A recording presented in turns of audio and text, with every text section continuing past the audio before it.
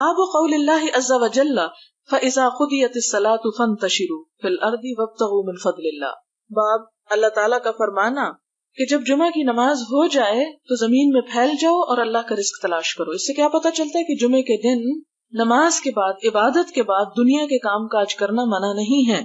حدثنا سعید بن ابی مریم قال حدثنا ابو غسان قال حدثني ابو حازم عن سهل بن سعد قال كانت فينا امرأة تجعل على اربعاء في مزرعة لها سلقا.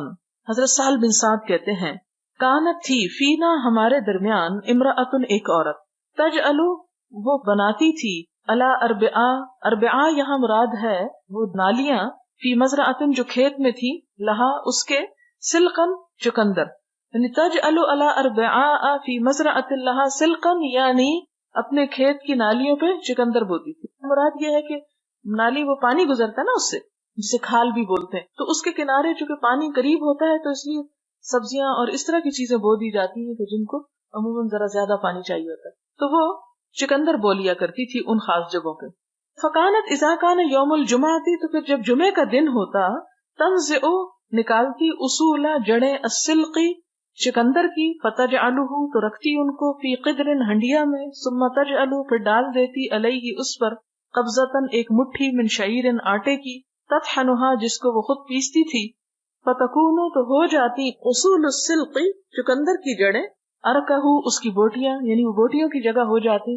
وکننا ننصرف من صلاۃ الجمعہ اور ہم جمعہ کی نماز پڑھ کے واپس آتے فنسلم علیہا ہم اس کو سلام کرتے فتقرب ذلک الطعام تو وہ ہمیں کھانا قریب کرتی الینا طرف ہمارے فنلعقہ تو ہم اس کو چاٹ جاتے. وکننا نتمنا اور ہم تمنا کیا کرتے تھے یوم الجمعہ لطعامها ذالک جمعے کے دن کی اس کے اس کھانے کی وجہ سے.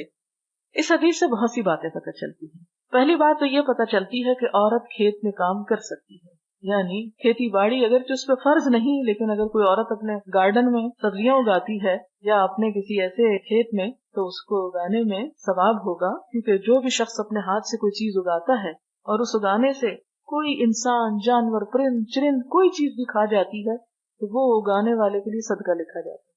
ایک بات تو یہ پتا چلی ہمیں کہ عورت بھی اگا سکتی.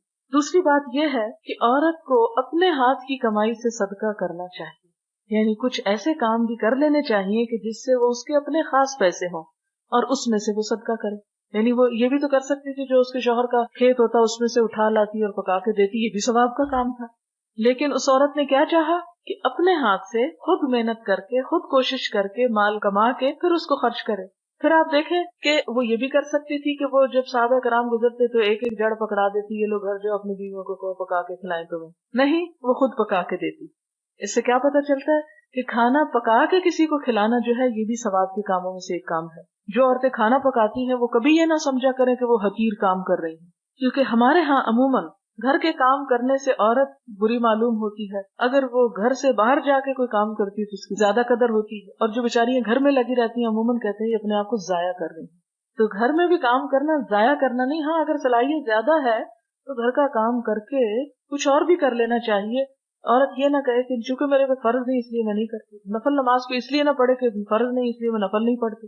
نہیں, جب موقع ملے جس خیر اور بھلائی کے کام کا انسان وہ کر لے. پھر کیا پتا چلتا ہے کہ ایک عورت جو ہے وہ کھانا پکا کے صحابہ کرام کو دے رہی ہے جو ان کی رشتہ دار نہیں ہے, جو ان کی محرم نہیں ہے. یعنی ایک عورت کے ہاتھ کا پکایا ہوا کھانا غیر محرم کھا سکتے ہیں. اسی طرح ایک عورت جو ہے وہ کھانا پکا کے اگر یہ یہاں بیچتی تو بیچ بھی سکتی تھی. مثلا اگر کسی ریسٹورینٹ میں کوئی عورت پکاتی ہے یا اس نے ریسٹورینٹ کھولا ہوا ہے اور وہ پکا کے بزنس کر رہی ہے, دے رہی ہے, دلوا رہی ہے, تو اس کو اجازت ہے. یعنی اسلام اس کام کی اجازت دیتا ہے. پھر اسی طرح کیا پتا چلتا ہے کہ صحابہ کرام جھوٹا تکلف نہیں کرتے تھے جیسے جھوٹ ہماری زندگیوں میں داخل ہو گیا کہ ہم نے اپنی ضرورتوں کو بھی جھوٹ کی نظر کر دیا کہ بھوک بھی لگی ہے تو کہتے ہیں جی نہیں شکریہ ہم نہیں کھاتے. نہیں, وہ اپنی کس طرح کھلے جذبات کا اظہار کرتے ہیں کہ ہم کھاتے تھے, اتنا کھاتے تھے کہ برتن چاٹ جاتے تھے. نلعقو انگلیاں چاٹنا بھی اور برتن چاٹنا بھی مراد ہے اس سے.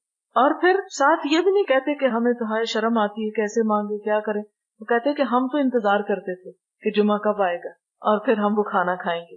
تو اس سے کیا پتا چلتا ہے کہ اگر کوئی خود دعوت دے کہ آؤ کھا لو تو کھانے میں حرج نہیں ہے. مانگنا منع ہے, مانگنا برا ہے, لیکن ضرورت کے تحت انسان مانگ بھی سکتا ہے, دوسرے کو اپنی ضرورت بتا بھی سکتا ہے. لیکن اگر کوئی خود اب آفر کر رہا ہے کہ آؤ کھانا کھا لو، تو اس صورت میں کھانا کھانے سے انکار نہیں کرنا چاہیے، کیونکہ ہمارے ہاں تو اس کو بھی عیب سمجھا جاتا ہے کہ ہم فلاں کے گھر سے کیوں کھائیں یا اس کے گھر میں کیوں جائیں. تو یہ اس طرح کے عیب اور آر اور تکبر جو ہے وہ اسلام میں پسندیدہ نہیں ہے.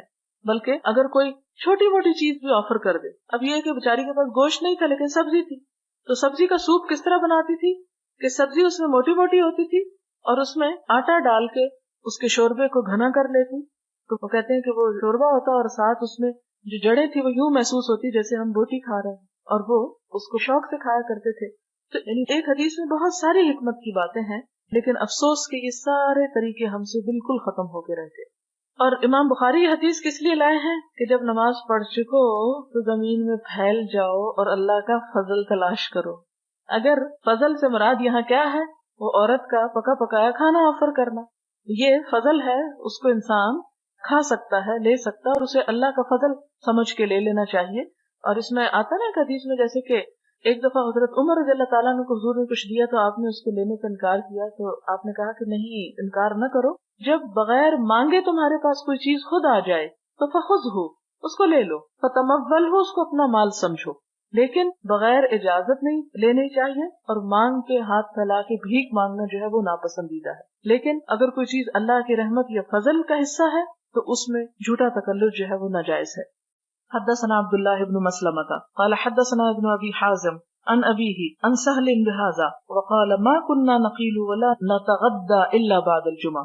صحابہ کرام کیا کہتے ہیں کہ ہم قیلولہ نہیں کرتے تھے اور کھانا نہیں کھاتے تھے مگر جمعے کی نماز پڑھ کے، یعنی جمعے کے دن جمعہ پڑھ کے کھانا اور قیلولہ ہونا چاہیے. اور عام دنوں میں جیسے گرمی وغیرہ ہے تو کھانا کھا کے تھوڑا آرام کر کے بھی ظہر کی نماز پڑھی جا سکتی ہے.